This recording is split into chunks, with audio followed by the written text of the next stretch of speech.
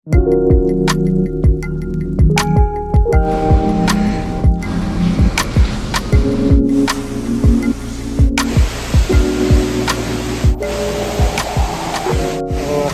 lang naming mag-milking. Na late na kami ng uwi.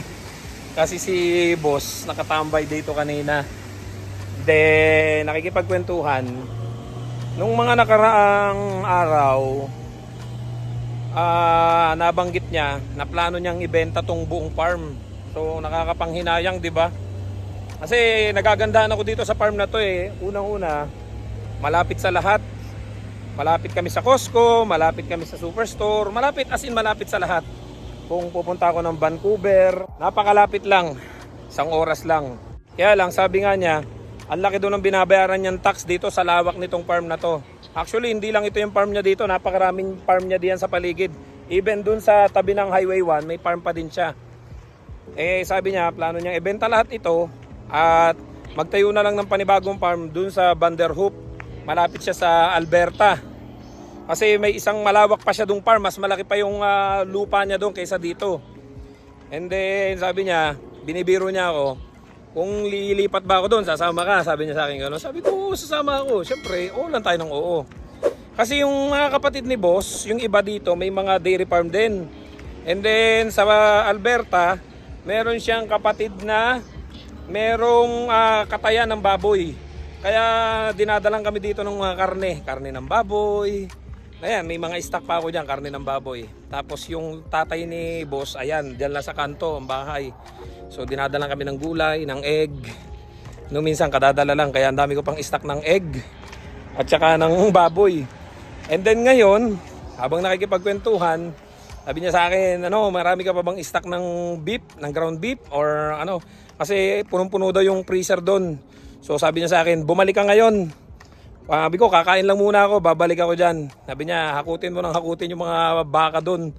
Ang daming bagong dating na baka. Galing kasi yung mga napipilayan or hindi makalakad, pinadadala nila sa planta.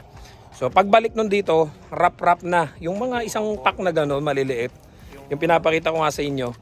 And then yun, binibigay na lang sa amin. Pero nyo isang gano'n, pang ulam na ng isang buong pamilya. Plano ko gumawa ko ng mga embutido tsaka spaghetti. Ubos na rin halos yung mga stock ko diyan ng ground beef kasi pinamimigay ko doon sa mga kaibigan natin na syempre pang ulam din nila, kabawasan din sa gastos din nila dito. And then sabi ko, magkano ba yung binabayaran mo sa tax dito? Sabi niya, 150,000 yearly. Unlike doon, kung lilipat tayo doon sa Vanderhoof, which is yung kalapit na ng Alberta, nasa daw 10% lang yung babayaran niya compare dito. Sabi ko, bakit ganoon? Di ba pares busy? Kasi nga daw live yun. Dito kasi masyado nang malapit sa lahat. Kaya mas mahal daw yung tax na binabayaran niya dito. So ganito yung binibigay sa amin na mga karne, saka mga baka. Pakita ko sa inyo guys. So kung minsan galing dito to. Ribs. Biro nyo? Kung bibili namin to, magkano din to? Magkano price ito? $12. Ribs yan. Libre na yan. And then, may mga binigay pa sa aming karne-karne to. Ito is pork. Pork chop. Pork chop to. So, ilang piraso to? Madami to. And then, yung mga ganitong beef, yan. Ito. Ito, ground beef to. Ayun, ang dami nilang stock. Mga hingi-hingi lang to. Ang pagniluto mo to, I think 500 grams ang isang ganito. So marami ka nang maluluto nito, mga ground beef. Ang dami ko pa niya, punong-puno pa yung ground beef ko dito. Tapos pinapupunta na ako doon ni boss. Tapos nung minsan binigyan din niya kami ng egg. Ito, pakita ko sa inyo guys. Ito kasi kanya-kanya kami ng cabinet dito So binigyan kami, dinalang kami dito. Tigi-tigisa kami ganito kadaming egg yan. Tray, yan. So libre na rin yung egg ko, libre na yung pork ko, libre na yung beef ko, tapos may gulay. So talagang nakakasave po kami dito. Kahit pa sabihin hindi kataasan yung aming per hour dito. So nagsaing pa ako. Inaantay ko munang maluto yung at kakain muna tayo bago ako bumalik sa farm. Niyaya ko din to si Johans. Nagsabi nga si boss na kunin yung mga ground beef doon, yung mga beef. Titingnan ko kung may steak. Kasi yun yung target ko, yung mga steak, yung mga buo-buong baka. Plano kong gawing nilaga, bulalo, mga ganun ba. Kasi yung ground beef, pag puro ground beef, ang nagagamit ko lang sa spaghetti, sa lasagna, sa sa pangsahog-sahog sa gulay, ginagawa kong embutido, mga ganun ba. Alam nyo ba, share ko lang sa inyo guys, nung bago kami dito, halos isumpa namin, even ako, sabihin ko sa inyo, aminin ko sa inyo, halos isumpa namin yung amo namin.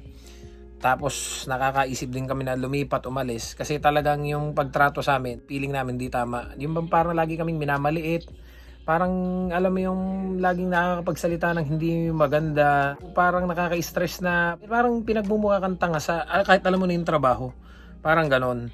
So parang wala kaming ginawang tama sa tuwing papasok kami, although ang tagal na namin ginagawa, ganon. So nakakaisip kami lumipat, umalis, kasi yung mga unang worker na dinat na namin dito sa farm na to, winarningan na kami, good luck kung kakayanin niyo yung ugali ni boss, sabi nilang ganon.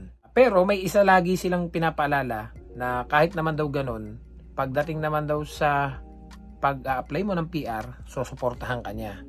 Tapos yung mga kailangan mo, kung lumapit ka lang sa kanya, madaling lapitan. Yun nga lang, pagdating sa trabaho, di namin alam. Kahit ginagawa namin ng maayos yung trabaho namin, parang lagi na lang ang sita ng sita. Tapos yung may ginagawa ka, biglang aagamin sa'yo, pakikialaman ka, ganun. So maraming naiirita yung mga kasama ko. Even ako, sa totoo lang, parang nape-pressure ka. Hanggang sa may dumarating nga ditong mga naka-working permit. Kasi lahat po ng mga Pilipino dito before, after nilang ma-PR, umaalis sila. So, meaning to say, lahat ng naging trabahador dito, lahat ay temporary foreign worker. And even ngayon, yung mga kasama naming Mexican, lahat po halos ay temporary foreign workers. Sabi nga nila sa amin, buti nga kayo mga Pilipino, nag-i-English kayo. Kasi sila po talaga halos hindi makapag-English. So, kahit gusto daw nila lumipat, wala silang malipatan. So, nangangamba sila ngayon dahil nga doon sa mga restriction, yung mga pagbabago. Sabi nga nila, 1 year na lang ba ang kontrata? Ay baka yung iba nakakaisip na bumalik na lang daw sa Mexico. So kanina natanong ko si boss, sabi ko nga kay boss, anong masasabi mo dito sa bagong policing to? Pinakita ko sa kanya habang nandun siya kanina eh. So nung pinabasa ko sa kanya, tapos sabi ko sa kanya 1 year na lang daw yung kontrata, hindi na mag-o-offer ng LMI 8. Sa kada 10, isa na lang yung i-hire. So ano masasabi mo dito? Alam niyo yung sagot niya sa akin, this is bullshit. Kasi nga ayaw daw niya mag-hire ng mga locals, ng mga citizen dahil anytime pwede siyang alisan. Ay alam niya naman dito sa dairy farm. Alam niya naman sa dairy farm, hindi pa pwedeng titigil ang trabaho. Kasi yung gatas ng baka, tuloy-tuloy po yan. So hindi pa pwedeng mababakantihan ng magmi-milking. Alam niyo po bang kami dito ay talagang umulan, bumagyo, or nag-snow, talagang tuloy-tuloy ang milking namin. Kahit nga minsan hindi na makapasok yung truck, kailangan pa rin gagatasan yung baka. Kasi pag hindi nagatasan yung baka, magkakasakit. So kahit na hindi na makapasok yung truck, gagatasan pa rin yung baka. At yung nagatas namin, kung hindi mapipick up, itatapon po yun. I-drain sa kanal. So sayang. So talagang kailangan tuloy-tuloy. May experience kasi dati si boss dito na yun nga, kada mapi-PR na yung mga Pilipino, umaalis. Siyempre, pag PR ka na, malaya ka na maghanap ng kahit na anong trabaho eh. Hindi kagaya ng temporary foreign workers na close working permit.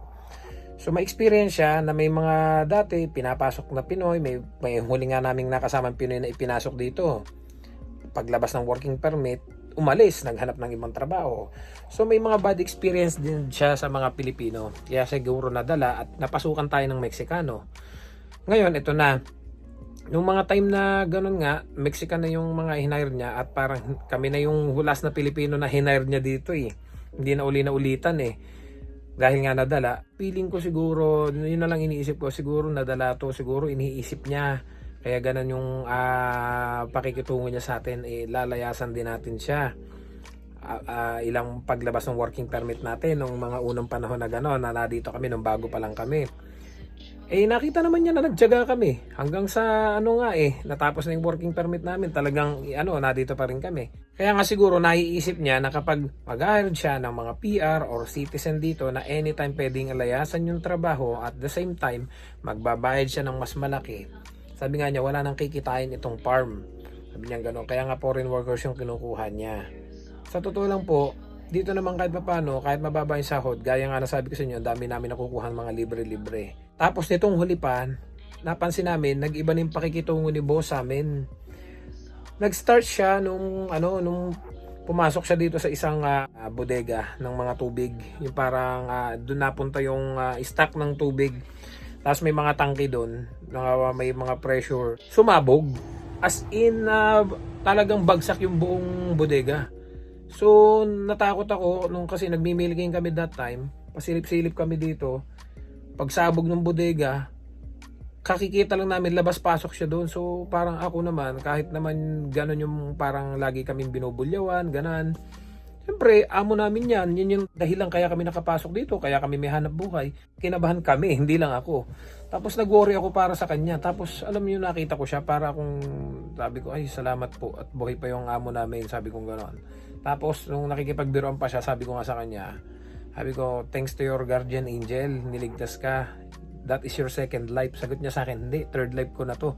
Tapos biniro ko siya, dinaan ko siya sa biro. Sabi ko, magpakabait ka na kasi. Biniro ko ng ganun. Sabi ko, magpakabait ka na, huwag ka na salbahe sa tao.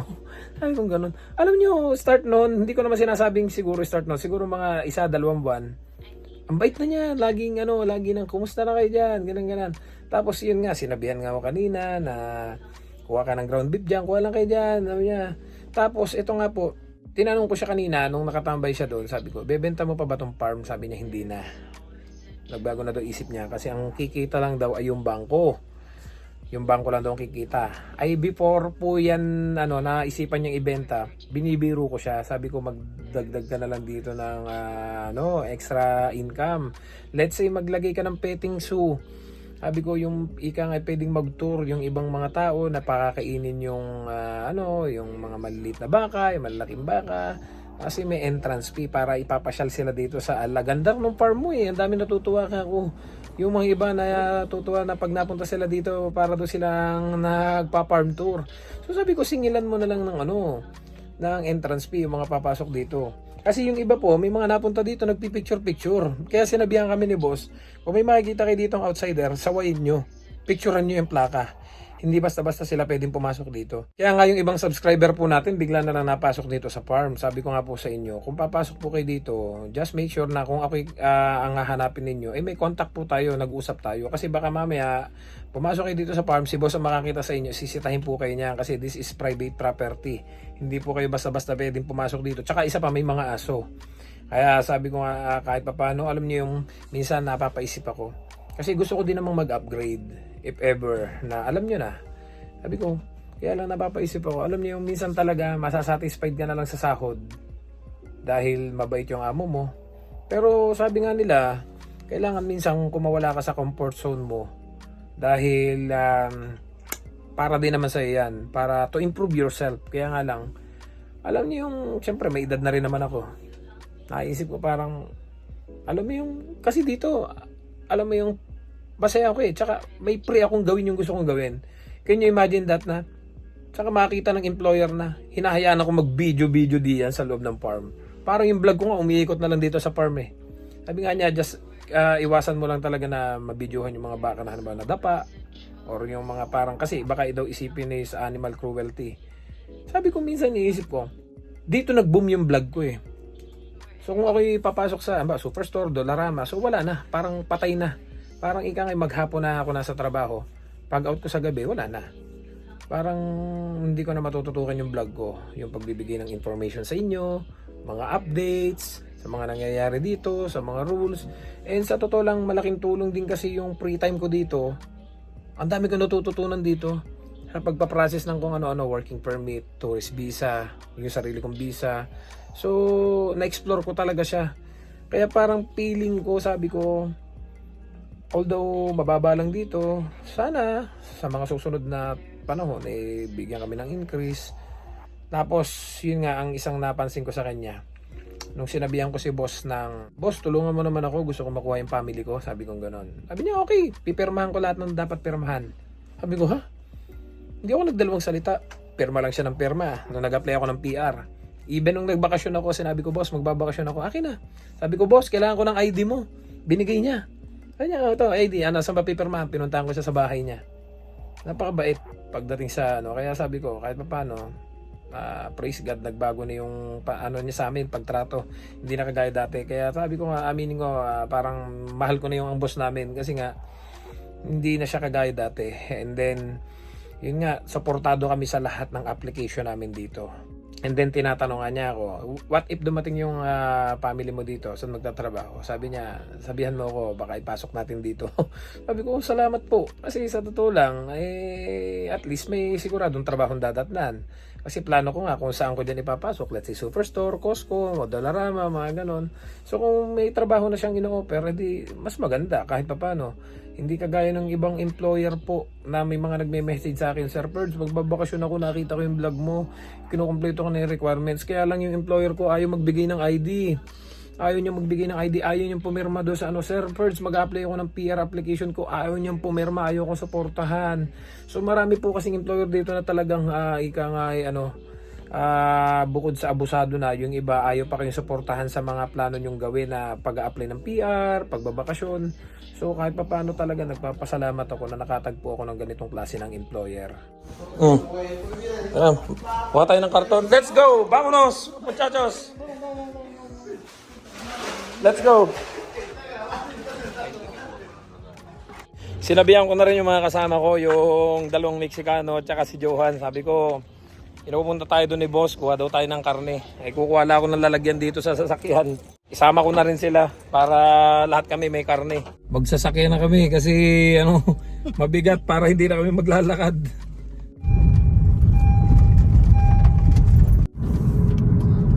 Yung bata si boss sabi niya, kunin Diyan ba siya? Ayan Yan sakyan ni boss.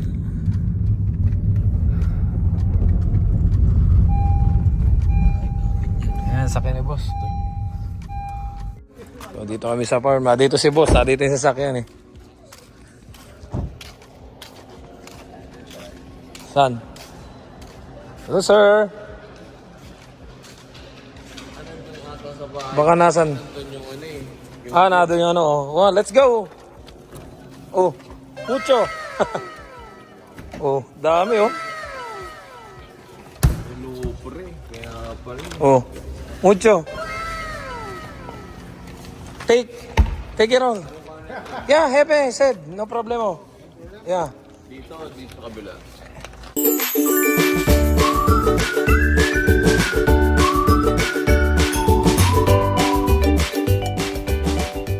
So, uwi na kami. Dami namin nakuha. Until decision is made. It states, get denied if you made a mistake on your application. You fill out the application and So yan ang problema. Punong-puno na naman yung freezer namin ng karne. Ito yung mga kinuha ko. Ribs, steak. Kinuha natin malalaki. Kasi ito yung hamburger. Yung ground beef. Kumuha din sila. Wow! My friend! Bueno! Puno na naman. Pagkain namin. Dami na naman. Diba? Sulit na sulit yung namin. Marami na naman tayo maambunan ng mga kaibigan natin. Ito. Marami na namang baka dito sa bahay. Puro baka na naman. Purga na naman kami sa baka. Grabe. Punong-puno yung freezer namin. Tinanggal ko yung iba. Tapos yung mga kinuha ko last week na pampapaitan na yung labakara, yung atay at saka yung laman loob, yung intestine, inilabas ko na, i-defrost ko at mailaga na, chachap-chapin ko para mai-ready ko na siya para gawin kong papaitan. Kasi hindi na talaga kakasya sa rep. Yung iba doon, papamigay natin. So yung mga madalas na napunta dito, na nakakahingi sa akin, alam nyo naman yung address natin, puntahan nyo na lang ako. So bibigyan ko kayo guys. So, marami naman tayo dyan. Nagulat din yung dalawang kasama namin Mexican. Kasi pag nahingi daw sila, bibigyan lang daw sila. 5 piraso, 4 na piraso. Sabi ko, huwag kayong hihingi doon sa mga anak. Pag si boss kasi ang nagsabi sa akin, at sa amin, sabi niya, kunin nyo na kunin. Take all you want. Kaya dinamihan ko na. Kasi sinamantala ko na. Kasi hindi naman kami lagi nakakuha. Kasi nga nakakaumay, di nakakasawa din. At minsan pa pag sobrang dami, kami din yun ang problema kung saan namin ilalagay. Kaya yung iba, pinamimigay ko na lang. So, see you guys sa next vlog. Don't forget to subscribe, like, and share this video para kahit paano may idea kayo sa buhay namin dito sa Canada. Para doon sa mga nangangarap, magtrabaho sa farm. So, sana makakuha din kayo ng mga employer na kagaya nito na hindi man ganun kalakihan yung salary. Kahit paano may mga nakukuha kayong mga libre. Kabawasan doon sa inyong gastusin dito sa Canada. See you guys sa next vlog. I love you all. God bless. Bye-bye.